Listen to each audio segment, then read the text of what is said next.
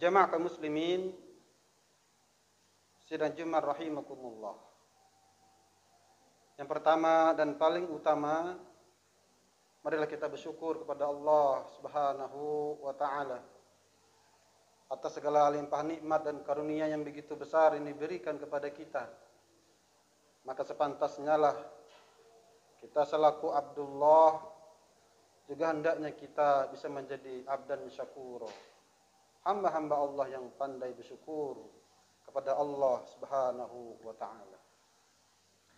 Yang berikutnya, jangan lupa pada hari yang mulia ini, mubarakah ini, mari kita haturkan salawat serta salam kepada baginda Rasulullah sallallahu alaihi wasallam, kepada para sahabatnya, kepada para keluarganya, dan tentu kepada segenap pengikutnya kaum muslimin dan muslimat nanti hingga yaumil akhir. Jamaah kaum muslimin rahimani rahimakumullah. Tema khutbah Jumat pada kali ini adalah relevansi sunnah Nabi di dalam penanganan wabah COVID-19. Kita tahu pada saat ini kita masih dalam suasana sebagaimana penetapan dari pemerintah bahwasanya kita masih dalam bencana nasional non alam, yakni dengan adanya wabah COVID-19 ini. Kita setelah 3 bulan lebih ini bisa merasakan bagaimana suasana hidup di dalam masa wabah.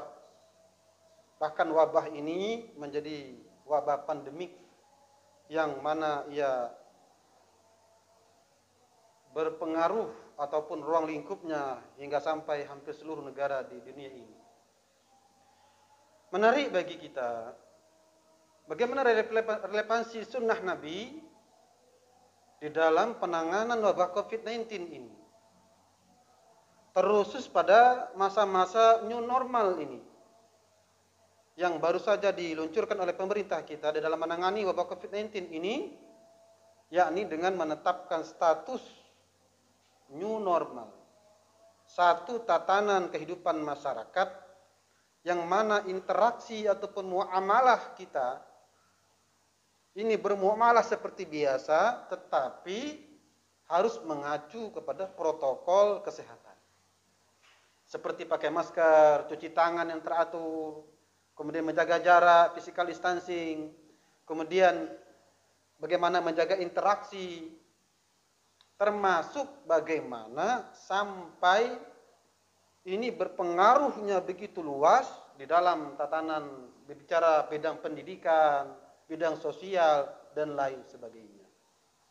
Bahkan secara khusus ini dalam bidang ekonomi ini merubah menjadi satu tatanan baru yang jikalau kita tidak bisa merespon dengan baik, dengan positif, maka tentu ini akan membuat kita jauh tertinggal ataupun membuat satu kemunduran bagi kita di dalam dengan terjadinya wabah COVID-19 ini.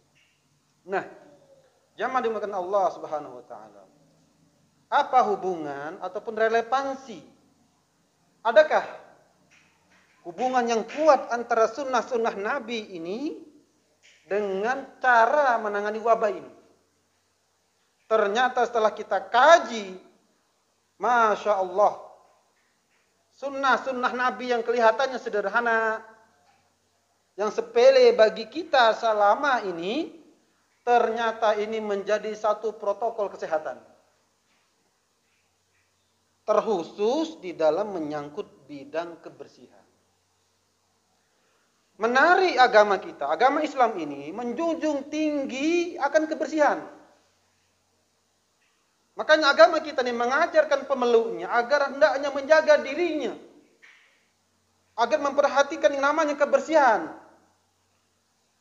Bahkan lebih jauh lagi kebersihan di sini tidak hanya sekadar kebersihan lahiri ataupun yang nampak saja. Islam mengajarkan kita agar kita bersih lahir dan bersih batinnya. Masya Allah, luar biasa. Berkaitan dengan kebersihan ini ada beberapa yang kita bisa ambil riwayatnya. Yang pertama, hadis yang sangat masyhur sering kita dengar, an-nadzafatu minal iman. kebersihan sebahagian dari iman. Atau ada hadis yang lain, at-tahur syatrul iman. An-nadzafah secara riwayat memang dhaif ataupun lemah, yang sahih ataupun kuat sanadnya adalah at-tahur syatrul iman. Makna an-nadzafah at-tahur hampir sama. Walaupun an-nadzafah ia bermakna kebersihan lahiriah saja, sedangkan at-taharah ia bermakna lebih jauh lagi, lebih luas lagi, yakni kebersihan lahir dan batin. Nah, Islam sangat memperhatikan tentang kebersihan ini. Kita bahkan para ulama ini juga sampai-sampai hampir-hampir tidak ada satu kitab fikih yang mana para ulama selalu memulai dengan kitab Babut Thaharah, tentang kebersihan, tentang tayamum, tentang wudu, ya, tentang istinja, bab ghusl, bab mandi, dan lain sebagainya. Sebelum berbicara amalan ibadah yang lain seperti salat, zakat, selalu diawali dengan babut thaharah, tentang bab bagaimana menjaga kebersihan. Jemaah dimuliakan Allah Subhanahu wa taala. Ada ayat-ayat yang menyebutkan tentang kebersihan ini. Kita bisa baca dalam surah Taubah ayat 108. Allah Taala berfirman, la masjidun usisa at-taqwa ala taqwa min awwali yaumin an taquma fihi rijalun yuhibbuna ay yatatahharu wallahu yuhibbul mutahhirin. Adalah masjid yang didirikan dengan dasar takwa semenjak hari pertama, nanti tafsirnya hingga Masjid Quba, adalah ia lebih pantas untuk didirikan salat di dalamnya ataupun untuk dilaksanakan ibadah di dalam masjid itu. Di dalamnya terdapat orang-orang yang suka ingin membersihkan dirinya, dan Allah menyukai orang-orang yang membersihkan diri. Masya Allah, menarik ayat ini. Dalam asbabun nuzulnya ayat ini disebutkan bahwasanya ayat ini turun berkaitan berkenaan dengan penduduk Kuba ketika itu. Sampai Nabi pernah bertanya kepada penduduk Kuba, wahai penduduk Kuba, hal apakah yang membuat Allah menurunkan ayat ini? Dan ini merupakan pujian dari Allah kepada penduduk Kuba. Menarik dalam tafsir menjelaskan tentang ayat ini. Kita tahu dalam sejarah disebutkan bahwasanya penduduk Arab jahiliyah ketika itu, ketika mereka membersihkan diri dari kotorannya, ataupun cara membersihkan kotorannya ketika mereka buang air besar, buang air kecil, penduduk Arab ketika itu menggunakan batu. Itu istilahnya istijmar. Kalau dengan air istinja. Nah, pada saat ini ternyata kalau kita lihat toilet-toilet pada saat ini menggunakan kertas ataupun tisu, hampir sama dengan batu. Menarik penduduk Kuba ini. Pada saat itu selain mereka menggunakan batu, mereka membersihkan kotorannya itu juga menggunakan air. Makanya Allah SWT memuji penduduk Kuba ketika itu. La masjidun usisa ala taqwa min awli yaumin an taquma fihi rijalun yuhibbuna ay yatatahharu. Allah memuji penduduk Kuba karena mereka membersihkan dirinya. Tidak hanya menggunakan batu, tetapi juga menggunakan air. Masya Allah. Pertengahan ayat tadi itu, fihi rijalun yuhibbuna ay yatatahharu. Allah memuji mereka. Di dalam Masjid Kuba itu ada orang-orang yang suka membersihkan dirinya. Walaupun hitab ayat ini tidak hanya Masjid Kuba sebagai masjid yang pertama dalam sejarah Islam, tetapi juga tentu kepada masjid-masjid seluruhnya. Kullu. Ini menunjukkan bahwasanya masjid adalah tempatnya yang selalu bersih. Termasuk orang di dalamnya adalah orang-orang yang suka membersihkan dirinya. Maka tentu kita sangat bersedih walaupun dengan berbagai macam dalil yang mengambil maslahat Tetapi terlepas daripada itu, bukankah di dalam masjid inilah hendaknya kita menjaga kebersihan? Makanya bagaimana di dalam sisi lainnya kita bagaimana selalu menjaga kebersihan masjid kita atau tempat ibadah kita. Termasuk alul masjid, orang yang suka melaksanakan ibadah di masjid, orang-orang yang bersih. Bukankah mereka berwudu? Bukankah orang hendaknya membersihkan dirinya dulu sebelum mereka masuk masjid? Maka masjidlah tempat terbersih, tempat teraman dari kita bisa mengatakan wabah ini. Kalau berdasarkan ayat-ayat ini, bahkan wallahu yuhibbul mutahhirin. Menari al-mutahhirin ini ada isim yang berarti sangat beda dengan mutatahhirin. Nanti ada ayat dalam surah Al-Baqarah ayat 222, innallaha yuhibbut tawwabin wa yuhibbul mutatahhirin. Allah menyukai orang-orang yang suka bertaubat dan suka membersihkan dirinya. Apa bedanya? Jikalau mutatahhirin saja, orang-orang yang suka membersihkan dirinya, biasa saja. Tetapi mutahhirin, orangnya itu sangat suka, betul-betul memperhatikan kebersihan dirinya. Jemaah kaum muslimin, rahimani, rahimakumullah. Maka berdasarkan ayat ini dan riwayat yang lain ini menyebutkan bahwasanya Islam ini sangat menekankan pentingnya kebersihan. Dan ini sangat bersesuaian dengan protokol kesehatan di dalam kita menghadapi wabah COVID-19 ini. Tidak hanya sekedar cuci tangan, bukankah Islam mengajarkan kita agar kita hendaknya senantiasa berwudu? Bukankah wudu melebihi dari sekedar cuci tangan saja? Masya Allah, luar biasa. Bahkan tentang mandi, ada mandi wajibnya, ada mandi sunnahnya. Luar biasa. Jauh sebelum bangsa Eropa maju seperti pada saat ini, dunia barat maju dengan teknologinya pada saat ini, ketika Islam sudah pada puncak peradabannya. Yang mana justru bangsa Eropa, mereka masih tenggelam dalam dunia tahayulnya, khurafatnya, bid'ahnya. Islam sudah menunjukkan peradaban yang tinggi sekali. Sudah mengenal budaya mandi, budaya sabun, dan lain sebagainya. Hingga sudah bisa menciptakan teknologi-teknologi yang lain. Maka tentu pelajaran besar bagi kita. Jikalau kita ingin maju, maka hendaknya kita memperhatikan sunnah-sunnah Nabi.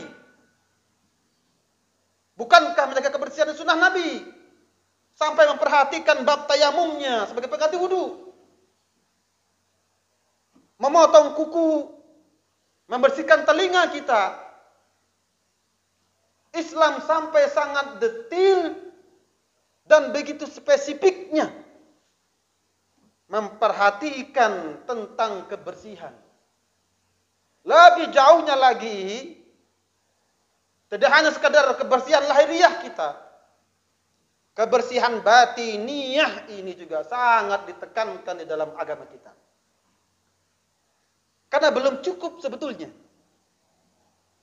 Tidak hanya sekedar kita memperhatikan kebersihan fisik, yang mana itu saja Islam sangat concern memperhatikan itu. Bukankah kita diperintahkan ketika kita masuk masjid memakai pakaian yang terbaik, memakai pakaian yang indah, menarik? Bahkan dalam sejarah Islam masih berkaitan dengan ayat ini. Karena nanti setelah masjid sebagai tempat pertama yang harus kita perhatikan kebersihannya, tempat yang kedua adalah rumah-rumah kita. Karena rumah kita juga merupakan tempat di mana kita mengadakan sholat sunnah di dalamnya. Apatah lagi kemarin, ketika banyak masjid yang tutup, orang-orang pada sholat di rumah. Berarti hendaknya kita juga memperhatikan kebersihan rumah. Pada masa dahulu itu disebutkan bahwasanya perbedaannya rumah orang Yahudi dengan orang Islam pada masa Madinah ketika itu bisa dilihat dari seberapa bersih halaman rumahnya. Jikalau ada rumah yang kotor halamannya, bisa dipastikan itu rumahnya orang Yahudi. Sebaliknya, begitu menunjukkan bahwasanya kaum muslimin ketika itu sangat menyadari dan sudah mempraktekkan tentang kebersihan ini. Maka pelajaran besar bagi kita pada saat ini, agar kita hendaknya memperhatikan kebersihan baik diri kita, masjid kita, mushola kita, termasuk rumah-rumah kita. Masya Allah, luar biasa ini. Bahkan lebih jauh lagi, masalah kebersihan ini, Islam juga mengajarkan kita agar kita memperhatikan kebersihan jiwa kita. Qad aflaha man zakkaha wa qad khaba man dassaha. Surah Asy-Syam ayat 9 dan 10. Maka beruntunglah orang-orang yang menyucikan jiwanya. Dan sungguh merugilah orang-orang yang tidak membersihkan jiwanya ataupun mengotori jiwanya. Masya Allah. Jiwa kita berkaitan dengan hati kita dan pikiran kita. Termasuk dalam wabah COVID-19 ini, bagaimana kita bisa menjaga pikiran kita dari ketakutan yang berlebihan, dari kekhawatiran yang terlalu. Karena kalau kita kaji dalam sisi analisa medisnya, dari banyak pendapat para pakar dan ahli dalam bidang itu mengatakan bahwasanya agar kita jangan takut berlebihan. Karena jika seseorang takut berlebihan kepada sesuatu, dalam hal ini COVID-19 ini, maka itu justru membuat dirinya rentan tertular. Jikalau dia kena, maka sangat rentan dirinya mengakibatkan kemudaratan yang lebih besar. Maka menari ini ada kaitan yang sangat erat. Penanganan wabah COVID-19 ini dengan agama kita. Kita cek agama mana yang lebih konsen memperhatikan ini. Tidak ada selain Islam. Cuma memang sangat disayangkan kita ini belum betul-betul mempraktekkan, belum mengamalkan apa yang menjadi ajaran agama kita, apa yang menjadi sunnah Nabi kita. Padahal disinilah kuncinya. Dan inilah solusinya untuk kita bisa menghadapi wabah COVID-19 ini. Semoga kita berdoa pada Allah SWT. Allah menjadikan ini sebagai ujian, betul-betul ujian bagi kita. Bukan sebagai azab. Untuk menguji kita. Dan agar kita kembali kepada Allah SWT. Agar kita kembali memperhatikan sunnah-sunnah Nabi kita. Karena disinilah sehendaknya satu pelajaran besar bagi kita.